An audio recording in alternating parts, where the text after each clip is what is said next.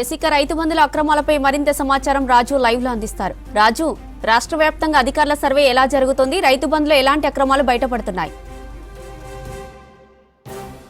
Thank you జ్యోతి. రాష్ట్ర ప్రభుత్వం చేపడుతున్న సర్వేలో అసలు చాలా నిజాలు బయటపడుతున్నాయి. గత 10 ఏళ్ల కాలంగా ప్రజాధనం ఏ విధంగా దుర్వినియోగమైందని తెలుసుకుంటే ఒక రైతు బంధు ద్వారానే మనకు 20 నుండి 25 వేల కోట్ల వరకు విచ్చలవిడిగా దుర్వినియోగం అనేది దీన్ని బట్టి చూస్తే అర్థమవుతుంది.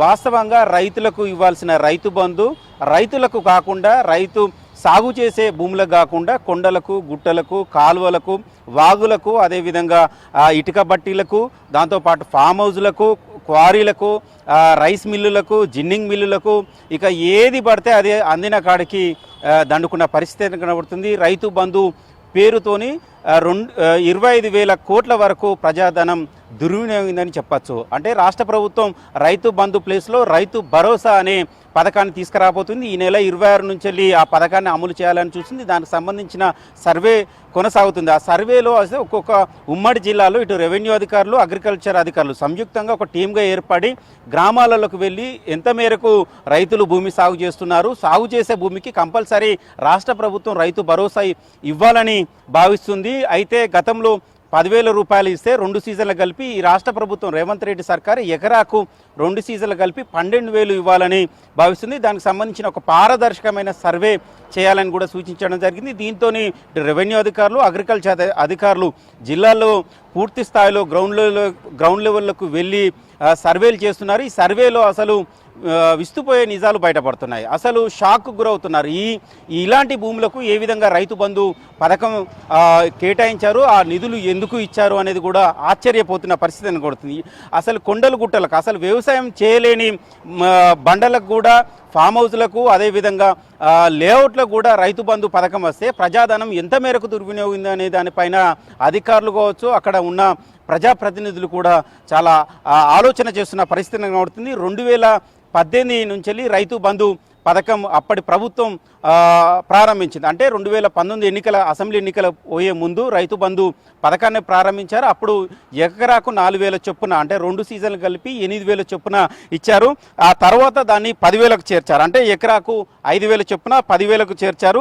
అట్లా మొత్తం చూసుకున్నట్లయితే 2024 వరకు, అంటే తెలంగాణలో కాంగ్రెస్ పార్టీ అధికారంలోకి వచ్చే ముందు వరకు బీఆర్ఎస్ ప్రభుత్వము మొత్తము వెచ్చించిన రైతు బంధు కింద వెచ్చించిన ఆదాయం నిధులను, దానికి సంబంధించిన బడ్జెట్ చూసుకున్నట్లయితే 72,816 కోట్లను రైతు బంధు కింద రిలీజ్ చేసింది. అందులో 50,210 కోట్లు కేవలం సాగయ్యే భూములకు ఇచ్చింది. ఇక మిగిలిన 22,606 కోట్లను మాత్రం ఈ కొండలకు, గుట్టలకు, అదేవిధంగా ఫామ్ హౌజ్లకు, జిన్నింగ్ మిల్లులకు, ఫంక్షన్ హాల్లకు, ఇలాంటి వాటికి దాదాపు 22,000 కోట్ల రూపాయలకు పైగా ఖర్చు చేసింది. దాన్ని దుర్వినియోగం పాలు చేసిందని చెప్పచ్చు. అయితే ఇప్పుడు చేస్తున్న సర్వే పారదర్శకంగా ఉంటుంది. చాలా జిల్లాల్లో, ఒక్కొక్క జిల్లాలలో వేల సంఖ్యలో సాగుకు యోగ్యం లేని భూములకు కూడా రైతు బంధు పథకం దక్కింది. హైదరాబాద్ మినహాయిస్తే అన్ని జిల్లాలు కూడా 100 ఎకరాలు, 1000 ఎకరాల్లో కూడా రైతు బంధు పథకం కింద అడ్డగోలుగా డబ్బులు కేటాయించడం జరిగింది. హైదరాబాదులో సాగయ్యే భూమి లేదు. ఒకవేళ సాగయ్యే భూమి హైదరాబాదు ఒకవేళ పట్టా పాస్బుక్ ఉన్నట్లయితే కూడా అది సాగు చేయకుండా కూడా తీసుకునే అవకాశం అయితే ఉండే అవకాశం ఉన్నట్లు కూడా మనం అంచనా వేసుకోవచ్చు. ఎందుకంటే హైదరాబాదులో అగ్రికల్చర్ రికార్డు ప్రకారం చూసుకున్నా, రెవెన్యూ రికార్డు ప్రకారం చూసుకున్నా హైదరాబాద్లో సాగయ్యే భూమి లేదు, వ్యవసాయ సంబంధించిన భూమి లేదు, పట్టాపాస్ పుస్తకం లేదు. కానీ ఒకవేళ ఇక్కడ కూడా పట్టాపాస్ పుస్తకం ఉన్నా కూడా ఇక్కడ కూడా హుస్సేన్ సాగర్ పక్కెంబడి 5 ఎకరాలు సాగు చేస్తున్నామని రైతు బంధు తీసుకున్నా కూడా ఆశ్చర్యం లేదు. ఎందుకంటే అట్లా ఉంది గత ప్రభుత్వం పాలనలో. కేవలము పట్టపాస్ పుస్తకం ఉన్న ప్రతి దానికి కూడా రైతు బంధు పథకం ఇచ్చారు. అక్కడ సాగు చేస్తున్నారా లేదా, అగ్రికల్చరు కల్టివేషన్ అవుతుందా లేదా అని కూడా చూడలేదు. పట్టపాస్ పుస్తకం ఉంటే చాలు రైతు బంధు పథకం పడేది. 200 ఎకరాలు ఉన్న ఒక రైతు చూసుకున్నట్లయితే అందులో ఆయన 20 ఎకరాల మేరకే సాగు చేసే భూమి ఉంటే మిగిలిన 180 ఎకరాలు ఏదైతే సాగుకు ఆమోద యోగ్యం లేక కొండలు, గుట్టలు, బండలు, రాళ్ళు ఉన్నా, లేకపోతే అక్కడ ఏ చెట్లు ఉన్నా కూడా అందులో పూర్తిగా 200 ఎకరాలకు రైతు బంధు పథకాన్ని కింద డబ్బులను కేటాయించడం జరిగింది. అట్లా వేల కోట్ల రూపాయలను కూడా దుర్వినియోగం చేశారు. సో ఇప్పుడున్న రేవంత్ రెడ్డి సర్కార్ పూర్తిగా రైతు భరోసా పథకాన్ని పారదర్శకంగా సాగు చేసి ఎంత మేరకు సాగు చేస్తున్నారు, సాగు చేసే ప్రతి ఎకరాకు కంపల్సరీగా రైతు భరోసా ఇవ్వాలనే ఒక లక్ష్యంతోనే ముందుకెళ్తున్నారు. అందులో భాగంగానే గత 4-5 రోజుల నుంచి వెళ్ళి రాష్ట్ర వ్యాప్తంగా గ్రామీణ స్థాయి నుంచి వెళ్ళి చూసుకుంటే జిల్లా కేంద్రాల వరకు కూడా ఈ రైతు భరోసా సంబంధించిన సర్వేలు కొనసాగుతున్నాయి. ఇటు అగ్రికల్చర్ అధికారులతో పాటు రెవెన్యూ అధికారులు కూడా సంయుక్తంగా ఈ సర్వేను కొనసాగిస్తున్నారు. పూర్తిగా డాటా తీసుకున్నారు. ఒక్కొక్క ఉమ్మడి జిల్లాల్లో వందల ఎకరాల్లో రైతు బంధుకు సంబంధించిన అక్రమాలు బయటపడుతున్నాయి.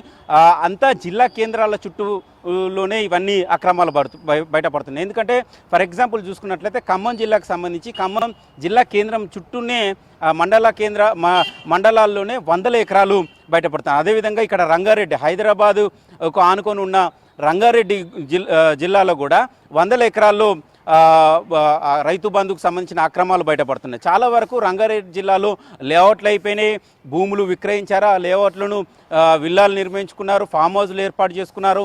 చాలా వరకు వ్యాపార సంబంధించిన కార్యకలాపాలు కొనసాగుతాయి. అయినప్పటికీ కూడా ఆ భూములకు రైతు బంధు మొన్నటి వరకు రైతు బంధు పడింది.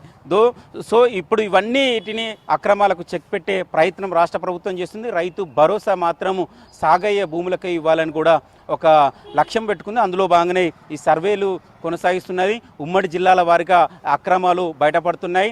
రంగారెడ్డి జిల్లాలో ఒక అగ్రికల్చర్ అధికారి చనిపోయిన రైతు పేరుతో రైతు బీమా తీసుకోవడమే కాదు, అదేవిధంగా రైతు బీమాతో పాటు రైతు బంధు కూడా తీసుకున్నారు. దాదాపు 2 కోట్ల రూపాయలు కూడా తీసుకున్నారు. ఆ లెక్కలు కూడా బయటపడ్డాయి. ఇక మిగిలిన జిల్లాల్లో కూడా ఇలాంటి లెక్కలు బయటపడుతున్న పరిస్థితిని కూడా రాష్ట్ర ప్రభుత్వం చాలా సీరియస్గా ఉంది. జిల్లా యంత్రాంగం, అధికారులు, కలెక్టర్లు కూడా చాలా సీరియస్గా ఉన్నారు.